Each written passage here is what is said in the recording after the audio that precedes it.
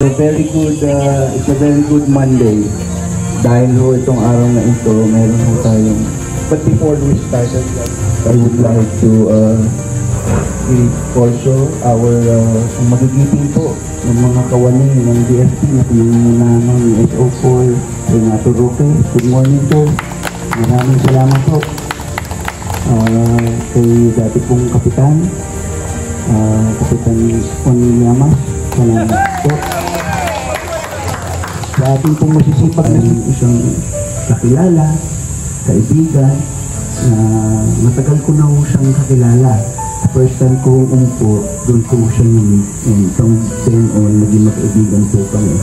She has been a very instrumental ho siya para ho sa mga kabataan. Alam niyo, I think for 30 years, nagsilbi ho siya sa ating barangay. Marami yung, literal ho ito ho, nakakaingit na tao, marami yung siyang pinagtapos na bata. You know, marami yung siyang pinagtapos na bata. Iba ho dito, siguro yung mga anak, mga apo ay, I would like to give recognition lang to this person na ang laki ho nang naiambag sa ating barangay. Dahil for I think 30 years, nandito ho siya sa barangay natin. Tumutulong, nagtsatsaga na ayusin ng mga bata. Siya ho ay daycare teacher. Sinibuo ako sa kanya dahil napakasipat niya ho. Noong unang taong ko bilang kakawad, lagi siyang kakawad. May problema po. Tulungan niyo kami, mga bata. And I appreciate her works for so many years. Hindi ko na ho papakahabain, nais kong bigyan ng recognition ng ating isa sa pinakamahal na teacher po. Ang iba po ang maganda, sexy, pakabait, magaling na dancer. Teacher Elma. Kilala ho natin sa pangalan Teacher Elma. Mamush, yan po. Ma'am, I would like to, can you also help me, Pak? And Chief, para mabigyan lang natin, tulungan niyo po ako, Chief. Ito po ay pinagkakaloob ng buong konseho. Kasama ho natin ang ating mga kagawad, masisipag at magigiting nating kagawad. Kagawad Letty Baysan, kagawad Ariela Pustoy, kagawad Vicky Baino, kagawad Carlo Barreto, kagawad Mark Sendanya, and kagawad Lani Pascua. Actually, collaboration ho namin ni Kagawad Pascua ito. Nag-uusap po kami ni Kagawad Pascua. And yeah. I would like to give the certificate of recognition sa ating pong pinakamamahal. Thank you, ma'am, for 40 years of service sa aming barangay. Maraming salamat. The certificate of recognition. The certificate is proudly presented to Elma P. Romero, also known as Mamush.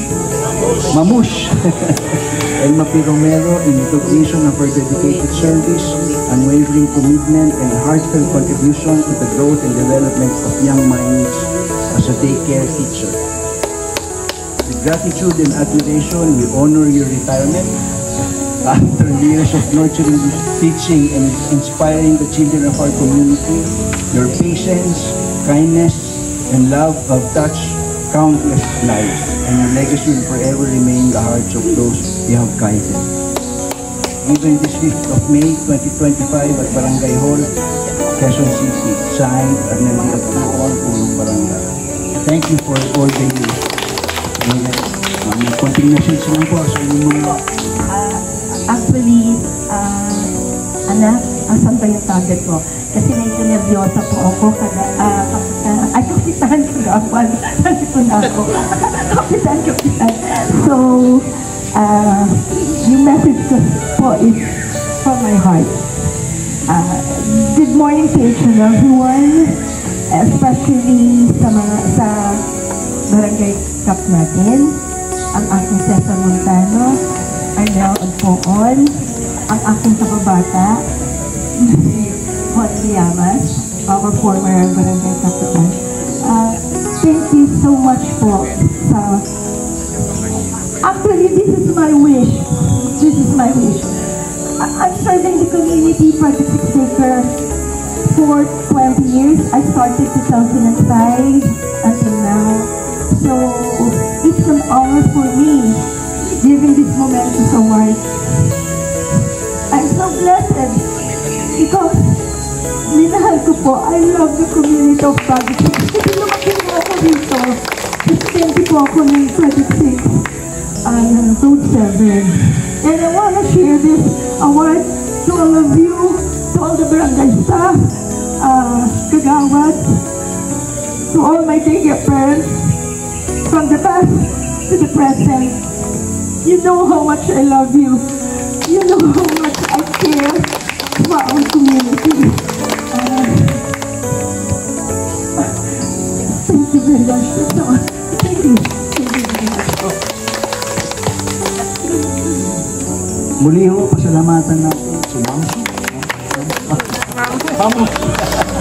Pwede, teacher Elma lang kasi ang tawag sa ano, na Spanish call for Ma'am. You know? So muli ho, palakpakan natin yung servisyo at